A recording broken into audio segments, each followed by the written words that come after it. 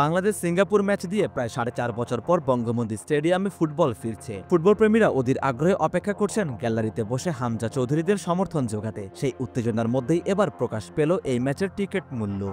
বুধবার দুপুরে বাফুফে ভবনে আয়োজিত এক সংবাদ সম্মেলনে ম্যাচের টিকিট সংক্রান্ত বিস্তারিত জানায় বাংলাদেশ ফুটবল ফেডারেশনের কম্পিটিশন কমিটির প্রধান গোলাম গাউস। সর্বনিম্ন 400 ও সর্বোচ্চ 5000 টাকায় দেখা যাবে হামজাদের খেলা। জাতীয় স্টেডিয়ামের দর্শক ধারণ ক্ষমতা ও বৈচিত্র্য বিবেচনার টিকিটগুলো 10টি আলাদা ক্যাটাগরিতে ভাগ করা হয়েছে। এতে বিভিন্ন শ্রেণীর দর্শকরা নিজেদের সামর্থ্য অনুযায়ী টিকিট কিনতে পারবেন। প্রতিটি ক্যাটাগরির মূল্য নির্ধারন করা হয়েছে আসন বিন্যাস ও সুবিধার ওপর ভিত্তি করে।